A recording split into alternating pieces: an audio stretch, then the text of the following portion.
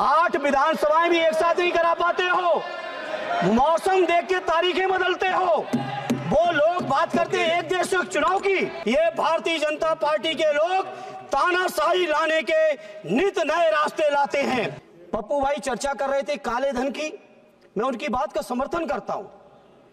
Swiss bank से 100 दिन के अंदर काला धन लाने का वादा करने वाले लोग 11 साल में भी काला धन नहीं ला पाए। सभापति जी, हमारे किसान भाइयों को स्वामीनाथन जी की सिफारिशों के अनुरूप उनकी फसलों की लागत का 1.5 गुना समर्थन मूल्य देने का कानूनी वादा करने के बावजूद ये केंद्र की सरकार ने आज तक उस कानून को लागू करना तो बहुत दूर की बात, अगर उसको लागू करने की मांग करने के लिए किसान चलते हैं हरियाणा से तो संधू बॉर्डर पे ही रोक दिए जाते हैं। बहुत बहुत धन्यवाद देता हूं, आपने मुझे इस सब्जेक्ट पे बोलने का मौका दिया, बहुत बहुत धन्यवाद।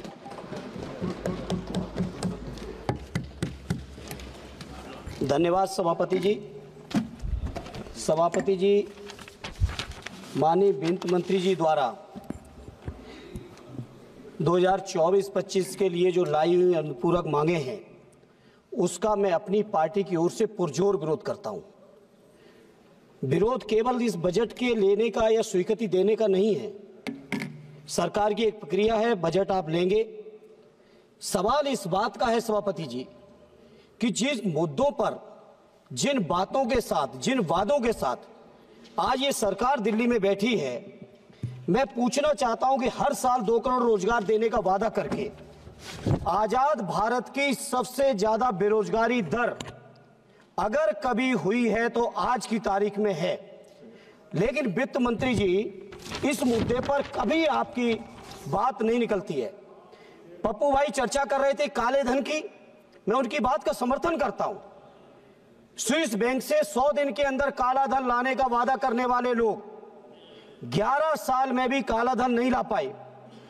सभापति जी, हमारे किसान भाइयों को स्वामीनाथन जी की सिफारिशों के अनुरूप उनकी फसलों की लागत का 1.5 गुना समर्थन मूल्य देने का कानूनी वादा करने के बावजूद ये केंद्र की सरकार ने आज तक उस कानून को लागू करना तो बहुत दूर की बात, अगर उसको लागू करने की मांग करने के लिए किसान चलते हैं हरियाणा से तो संधू बॉर्डर पे ही रोक दिए जाते हैं, नहीं मानते हैं तो जेलों में डाल दिए जाते हैं, उन पर फायरिंग की जाती है, ढोंग करने के लिए फूल भी बरसाए जाते हैं, उसके ऊपर से फायरिंग कर दी जाती है।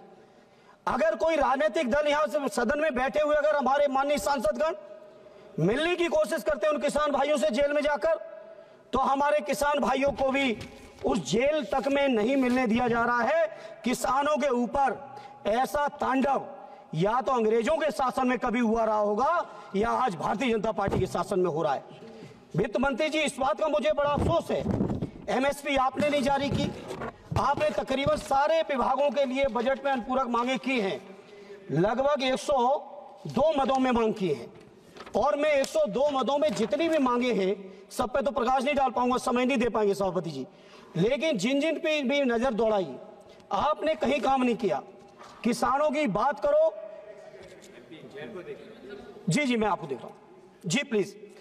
मैं अगर बात करूं किसानों की तो डीएपी आप नहीं दे रहे, एमएसपी आप नहीं दे रहे, कर्ज माफी का वादा आपने किया था, आज तक कर्ज माफ नहीं हुआ। अगर कोई बड़े उद्योगपति हैं तो उनके लाखों करोड़ कर्ज माफ होंगे, अगर किसानों के ऊपर कहीं 10-20 हजार रुपए भी छूटता है तो उनके लिए पुलिस से वसूली कराई जाती है आपकी सरकार के माध्यम से। इसे मैं इस मौके पर मांग करता हूं अपने किसान भाइयों के लिए, जैसे समाजवादियों ने कभी व्यवस्था बनाई थी, सदैव नेताजी ने उत्तर प्रदेश के अंदर किसानों को पेंशन देने का काम किया था, हम चाहते हैं केंद्र सरकार हमारे किसानों को भी पेंशन दे, हमारे मजदूरों को भी पेंशन दे। ऐसे सभापति जी, जहां किसानों की समस्या है, नौजवानों के साथ हम समाजवादियों का नारा रहा है कि बेकारों को काम दो या बेकारी का दाम दो, दवा पढ़ाई मुफ्ती हो, कपड़ा रोटी सस्ती हो। मैं अपने नौजवानों के लिए मांग करता हूं केंद्र की सरकार से कि प्राइमरी से लेके, नर्सरी से लेके और पोस्ट ग्रेजुएशन और रिसर्च तक की हमारे नौजवानों को पढ़ाई मुफ्त कराई जाए। हमारे नौजवान न केवल पढ़ने के बाद जिस तरह से भटक रहे हैं, रोजगार के नाम पे लाठी खा रहे हैं, इलाहाबाद में अलग लाठी चल रही है, लखनऊ में 69 रियासत शिक्षक अलग लाठी खा रहे हैं, देश के अलग अलग इलाकों में अलग अलग लाठी खा रहे हैं। उनके नौजवानों को लाठी ना मिले बल्कि सरकार की ओर से नियुक्ति पत्र मिले, ये हमारी आपसे प्रार्थना है। आज उत्तर प्रदेश के अंदर अकेले हम बात करें 2 लाख से ज्यादा शिक्षकों के पद खाली पड़े हैं। तो ये केंद्र की सरकार के लोग जवाब दें, आखिर उन पदों को कब भरने का काम करेंगे। पेट्रोलियम के दाम के नाम पर लगातार, ये सही है कि प्रधानमंत्री जी की बात का विश्वास देश की जनता ने किया, उनकी बातें, उनके भाषण पे लोगों ने भरोसा किया, हमें विपक्ष के होने के बावजूद स्वीकार करने में संकोच नहीं है। लेकिन वित्त मंत्री जी जब इतना भरोसा किया है तो आखिर उस भरोसे को पूरा करने की जिम्मेदारी किसकी है। इसलिए मैं आज आपसे कहना चाहता हूं, पेट्रोलियम के दामों का सवाल है, जब यूपीए की सरकार थी सभापति जी, तो बहुत लंबी लंबी बातें की गई। उस समय पेट्रोल का दाम केवल 70 रुपए था 14 में, और आज बढ़ के 100 रुपए हो गया। सभापति जी अभी तो शुरुआत कर पाए हैं, कृपा करिए। डीजल का दाम केवल 57 रुपए था उस समय, आज 90 रुपए है। सभापति जी इसी तरह से I will decide whether it is a warning or final. I will decide, please. No, I have given him a lot of opportunities. I am giving you 30 seconds. Please conclude.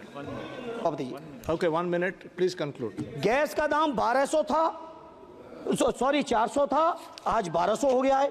इसी तरह से पेट्रोलियम से लेके तमाम चीजें, प्रधानमंत्री राहत कोष के लिए मैं प्रार्थना करूंगा माननीय वित्त मंत्री जी।